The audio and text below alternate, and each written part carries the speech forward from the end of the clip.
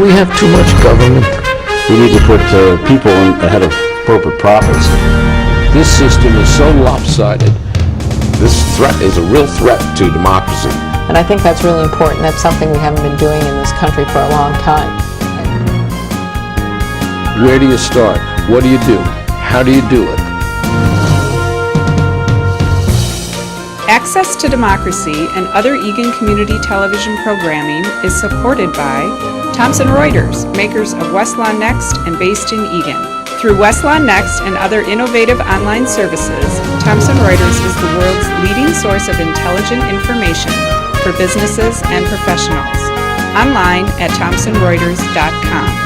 And by U.S. Federal Credit Union, the member-owned financial institution offering service, value, and experience you can trust to the greater Twin Cities community.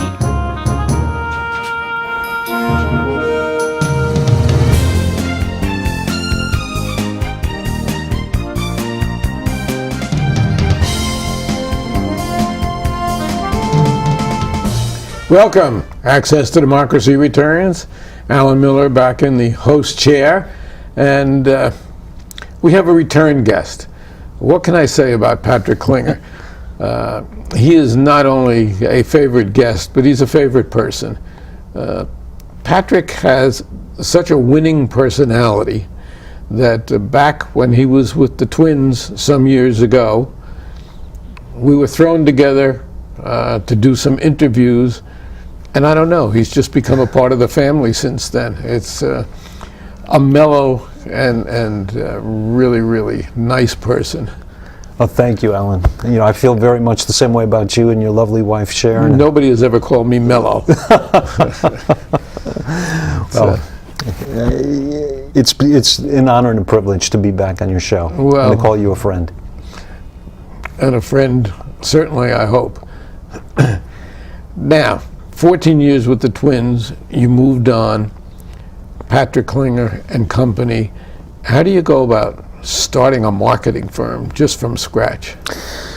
You know, it's hard work. It's heavy lifting, and frankly, it was a little bit scary because I've been in a corporate environment my entire career, and stepping out of the Twins, where I had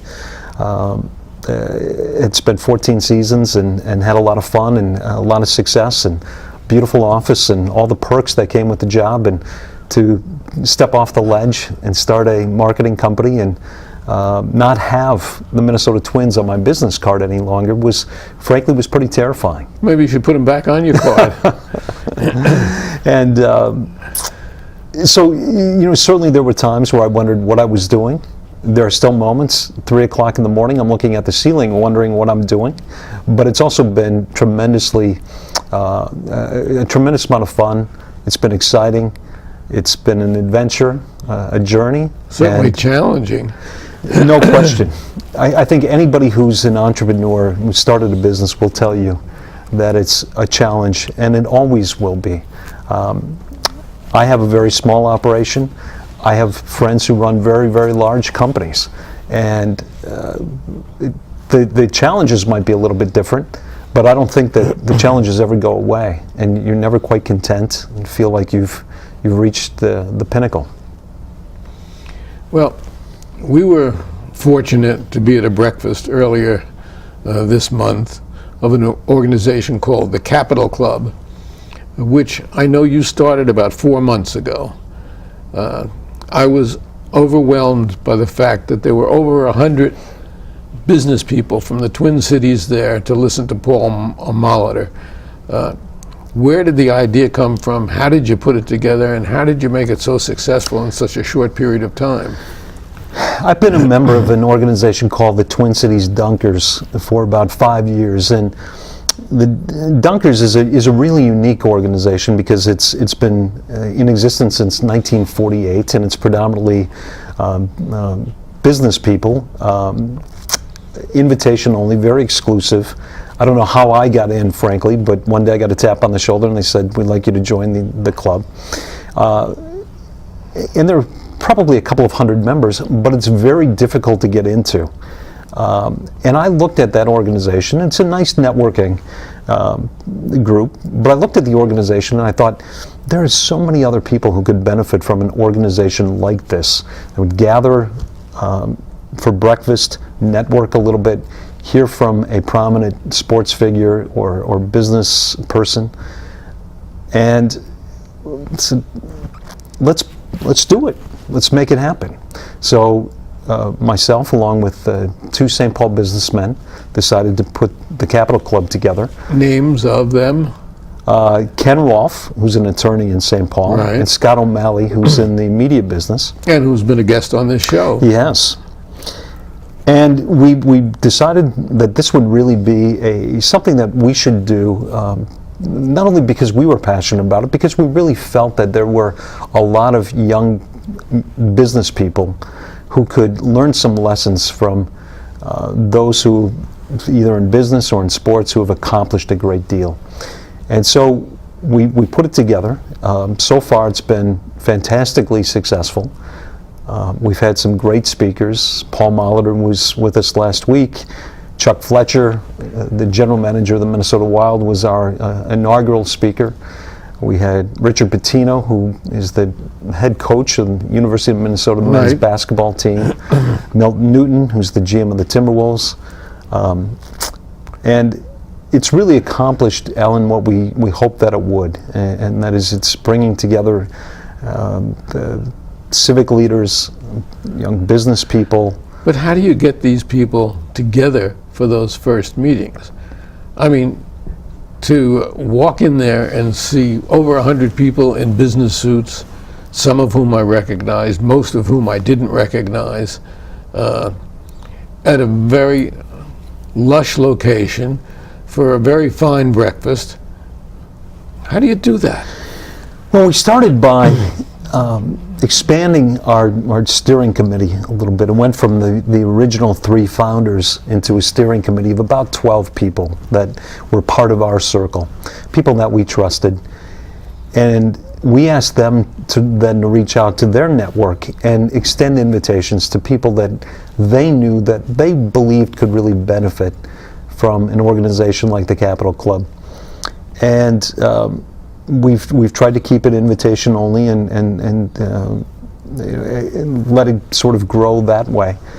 And it didn't take very long to see the membership really grow. To now we've got somewhere north of 100, and we're hoping to get around 200 when all is said and done. And talk about when you meet and where you meet and how anybody who might be interested in the Capital Club can get in touch with you and or the club. We meet monthly. There's no set day. It's really depends upon when the speaker is available and when the Town and Country Club in St. Paul is available. That's our meeting location. Which is a great location. It's a great location. It sits right on the banks of the Mississippi River on the St. Paul side. So it's easily accessible for people from throughout the Twin Cities. We meet at 7 o'clock in the morning, runs till 8:30 sharp. We're done, and everybody can be on their way and can start their day. It's completely nonprofit. I think that's really important to note. Offers a great breakfast. It's a Town and Country Club does a fantastic job with the breakfast. But this isn't about any of us putting money in our pockets. This is really about us creating an environment where people can get together and get to know each other, benefit from each other's experiences and contacts. Networking, really Classic important. networking. Important in business, important in everything in the world today. So, if somebody thinks that they would like to get an invitation to come to a Capital Club breakfast, what do? They can simply contact me, and I'd be more than happy to get the information to them. So Patrick Klinger at Klinger Company, and we'll get the information out promptly. Okay, wonderful. And we are putting material up on screen so that people can have contacts with you. So what else is happening in life at the moment? Well, at the moment, Alan, Patrick Klinger and Company is working with a number of clients throughout the Twin Cities and throughout Minnesota and helping them navigate the world of sports. one of the things that I saw during my tenure with the Twins were company after company coming in, investing a tremendous amount of money in sports marketing, and really not understanding what they were doing. They were spending too much money. They weren't getting the right assets. They weren't taking advantage of their sponsorship to drive business. And I looked at it and said, there really has to be a better way. And that's when I launched my firm. So I've taken the experience that I garnered during my tenure with the Twins, gone to the other side of the table, and I'm now helping companies do a better job. And the Twins wasn't your first job either. No. Prior to the Twins, I headed up marketing for the River Center and the Xcel Energy Center complex. I was fortunate enough to be there when River Center opened, and I departed for the Twins just about the time that the Xcel Energy Center opened and Minnesota Wild came back. I was involved in the effort to bring hockey back to Minnesota, which was a lot of fun. Worked with, at the time, Mayor Norm Coleman in St. Paul and a number of other organizations in the city. And I think we met actually when I got involved in trying to keep the Twins in Minnesota and not be moved, although I don't really think that was a serious threat to North Carolina or someplace like that. You know, the late 90s, mid to late 90s and early 2000s were a really tumultuous time for the Twins organization, and I know you were instrumental in helping the Twins stay in the state through. There was an organization called Minnesotans for Major League Baseball. They had some really high-powered meetings and some high-powered people involved. They needed somebody to serve drinks. That's how I got there. Well, I understand you did a great job at that. Made some great contacts with the Twins then also. Yeah, the Twins organization over the last 20 years is really, it's been an interesting case study. It won the World Series, of course, in 1991. Had a very difficult rest of that decade, and they were the worst team in baseball, at least on the field, throughout the rest of the 1990s. I think it was 1998, they threatened to relocate to North Carolina if a new ballpark wasn't built. Basically, the state said, you want to leave, leave. Team obviously stayed. Struggled again on the field for another couple of years, and then just about the time that we turned the organization around and started winning again, Major League Baseball said, we're going to contract the Twins, along with Montreal Expos. And so we sort of went through that process all over again. And a lot of us said, oh no, you're not. Absolutely. And because of people like you and so many passionate Twins fans who worked diligently, we were able to keep the team in Minnesota. Not only did it survive here, but it went on to thrive. The rest of, through 2002, really through 2010, the team was fantastically successful on the field. And some great marketing ventures on your part, which resulted in 8 Emmys for marketing.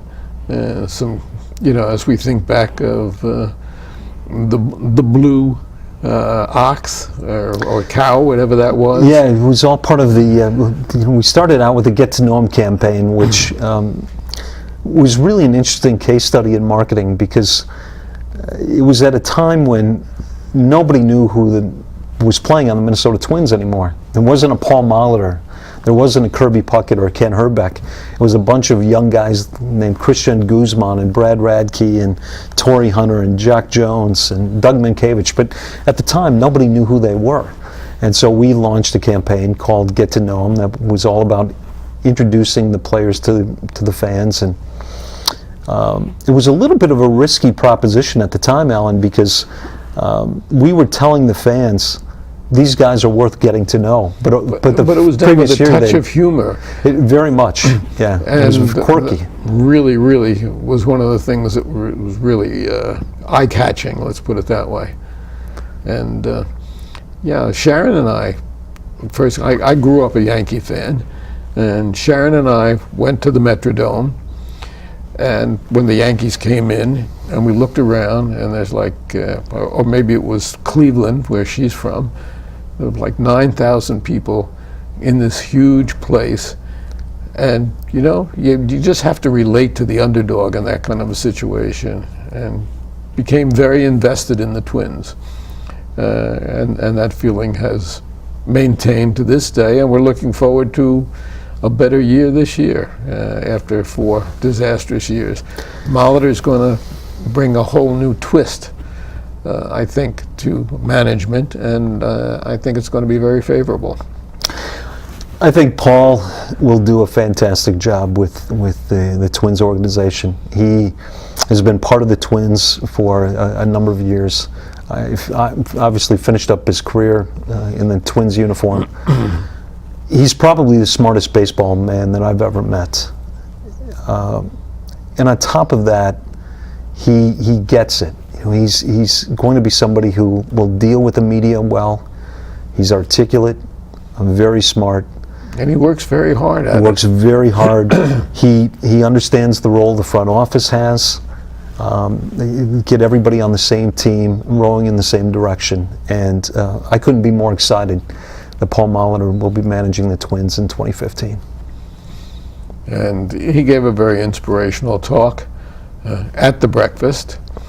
So are you looking around for basically sports figures? The ones you've named so far are pretty much sports figures in terms of the Capitol Club? You know, we're going to start to blend in some business leaders and civic leaders as well, Alan. What we don't want is the sports figures just to come in and talk about the X's and O's of sports. Who's going to play center field for the Twins or point guard for the Timberwolves?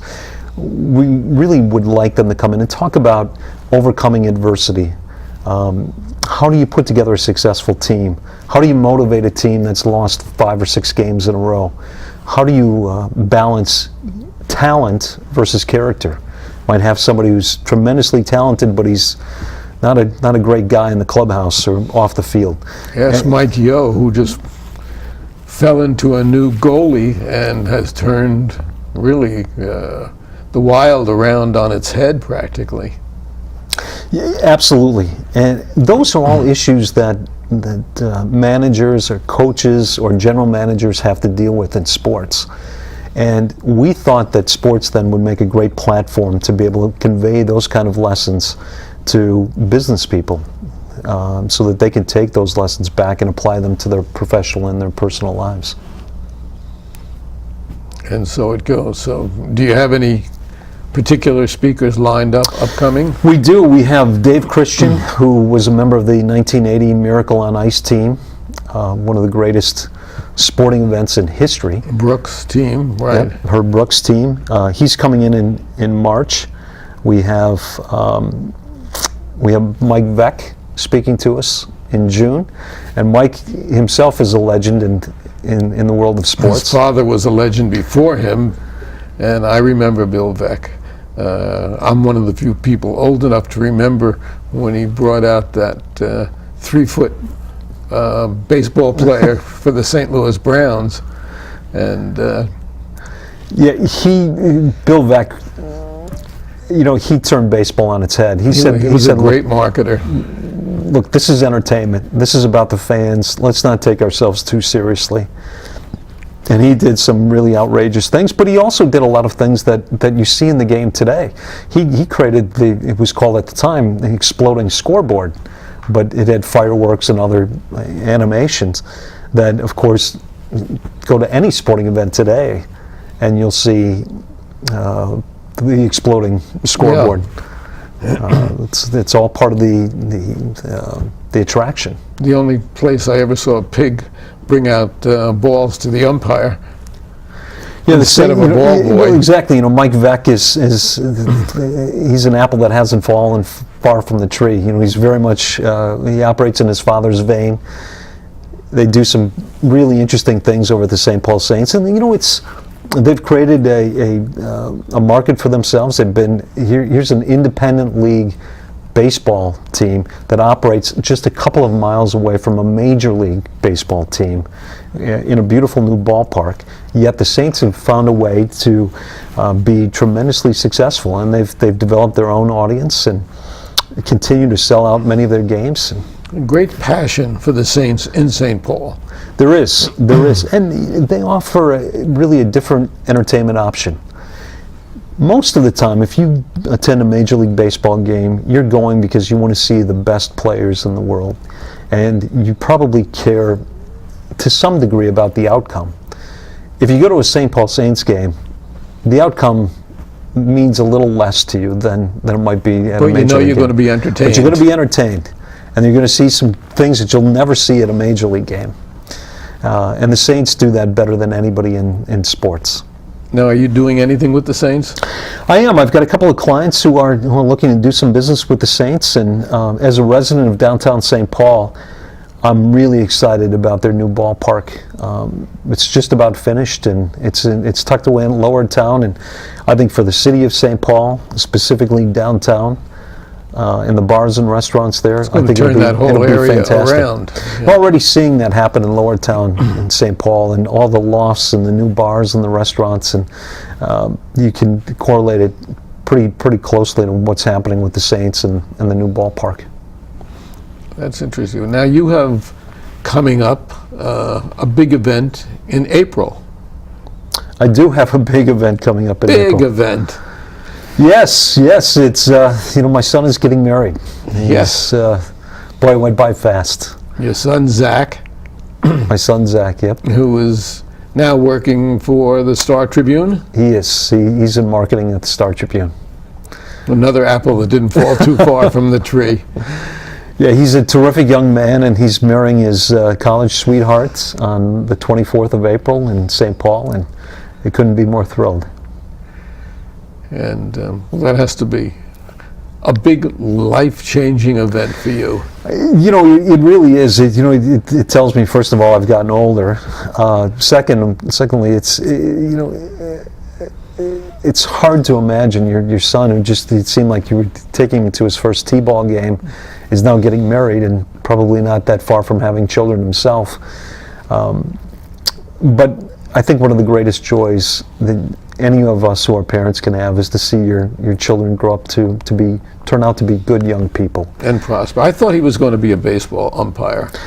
He wanted to. He really, for the longest time, he wanted to be a professional baseball umpire. I know he worked very hard at it. Mm-hmm. He did. And I think he just decided that the road to the bigs as an umpire, which is frankly, it's harder to do that than it is to get to the big leagues as a Major League Baseball player. Is that right? Because there's so many fewer umpires than there are baseball players. That's true. And so, you've got to go through the same path of working the rookie league games down in Florida in July. And make next to no money, and so you really have to persevere. You have to make it to the bigs as an umpire. You really have to.